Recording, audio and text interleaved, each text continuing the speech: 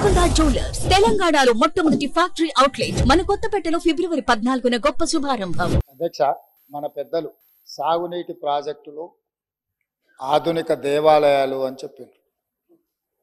ఎందుకు అంటే ప్రజలకు, సామాన్యులకు, పేదలకు, ముఖ్యంగా రైతాంగానికి దేవాలయం ఎంత పవిత్రమైనదో, మనం ఏదైనా ఆపదలో ఉంటే దేవుడిని కోరుకుంటే ఆపద నుంచి గట్టెక్కిస్తాడనే ఉద్దేశంతో కష్టాలలో, కన్నీళ్లలో, ఆకలితో, ఆత్మహత్యలతో అల్లాడుతున్న రైతాంగం కోసం సాగునీటి ప్రాజెక్టులు నిర్మించి ఎడారుగా బీటలు వారిన పొలాలను పచ్చని పైరులతో పండించాలన్న ఉద్దేశంతో సాగునీటి ప్రాజెక్టులు ఆధునిక దేవాలయాలని పెద్దలు చెప్పారు.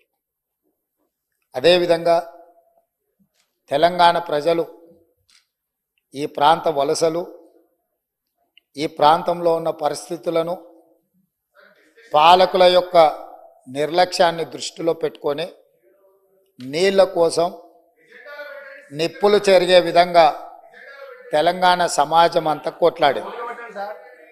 స్పీకర్ సార్, వారు గతంలో లెజిస్లేటివ్ అఫేర్స్ మినిస్టర్గా పనిచేసిండ్రు. ఏదైనా ప్రత్యేక అంశం ఉన్నప్పుడు స్పీకర్ గారు ఎజెండాలో లేకపోయినా స్పీకర్ గారికి సర్వ అధికారాలు ఉంటాయి. ప్రత్యేకమైన సందర్భంలో ప్రత్యేకమైన అంశాల మీద స్పీకర్ గారు అనుమతిస్తే ఏ సభ్యుడైనా మాట్లాడవచ్చు. ఒకవేళ ఆ సభ్యులు మాట్లాడదలుచుకుంటే, ఒకవేళ తమరు అనుమతిస్తే మిగతా సభ్యులకు ఎవరికి కూడా అభ్యంతరం లేదు. కాబట్టి దయచేసి సభా సాంప్రదాయాలను గౌరవిస్తూ ఈరోజు తెలంగాణకు ప్రధానంగా రెండు సాగునీటి, తాగునీటికి వనరులు. ఒకటి కృష్ణానది, కృష్ణా జలాలు, రెండు గోదావరి జలాలు. కృష్ణా జలాల మీద దాదాపుగా నిన్న తమరి అనుమతితోని కొంతమేరకు మనం చర్చించగలిగినాము. వాస్తవాలను ఈ రాష్ట్ర ప్రజలకు మనము చెప్పగలిగినాం. ఇక రెండవది గోదావరి జలాలు.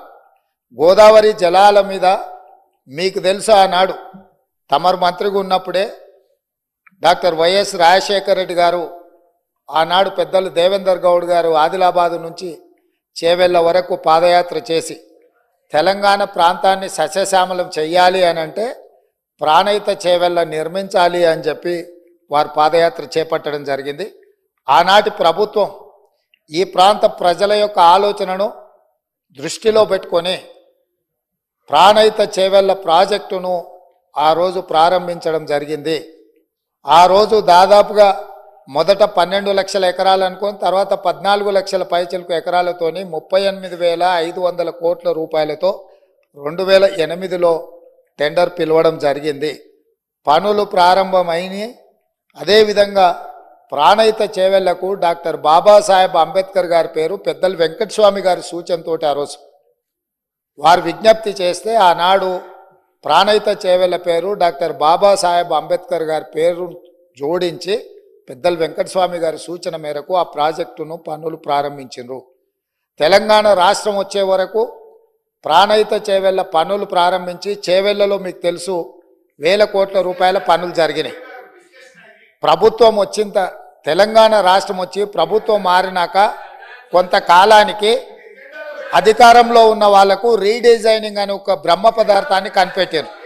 ఆ బ్రహ్మ పదార్థంతోనే తుమ్మిడిహెట్టి దగ్గర నిర్మించాల్సిన ప్రాజెక్టును వివిధ మార్పులకు, చేర్పులకు దారితీసి చివరికి మేడిగడ్డ, అన్నారము, సుందిల్ల ఇక్కడ బ్యారేజీలు కట్టి మేడిగడ్డ నుంచి లిఫ్ట్ చేసి అన్నారంలో పోస్తాం, అన్నారంలో నుంచి లిఫ్ట్ చేసి సుందిల్లలో పోస్తాం, సుందిల్లలో నుంచి నీళ్లు లిఫ్ట్ చేసి మిడ్మానేరులో పోస్తాం, అక్కడి నుంచి మిగతా ప్రాంతాలకు నీటిని తరలిస్తామని చెప్పి ప్రాజెక్టు రీడిజైనింగ్ అని ఒక బ్రహ్మ పదార్థాన్ని కనిపెట్టి 38,500 కోట్ల రూపాయల అంచనాతో ప్రారంభమైన ఈ పనులను 1,47,000 కోట్ల రూపాయలకు పెంచింది అధ్యక్ష.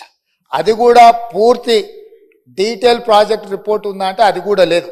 ఇప్పటికీ 1,47,000 కోట్ల రూపాయలకు చేరింది. అది ఇంకా భవిష్యత్తులో పూర్తి చేయాలంటే 2.5 లక్షల కోట్లు అయిద్దా ఎంత అయితా ఇంతవరకు అంచనాలు వేయడానికి కూడా సాహసం చేసే పరిస్థితి లేదు. సరే, అంచనాలు ఎట్లా పెంచిండ్రు, ప్రాజెక్టు రీడిజైనింగ్ ఎట్లా చేసిండ్రు, సాంకేతిక పరమైన అంశాలేంది, సాంకేతిక నిపుణులు ఇచ్చిన ప్రాజెక్టు డిజైన్ ఏంది, దాని తర్వాత జరిగిన నిర్మాణం ఏంది, నిర్మాణం తర్వాత జరిగిన నిర్వహణ ఏంది, ఇవన్నీ ఒక్కెత్తైతే ఈరోజు మేడిగడ్డ బ్యారేజ్ అనేది కుంగిపోయింది అధ్యక్ష.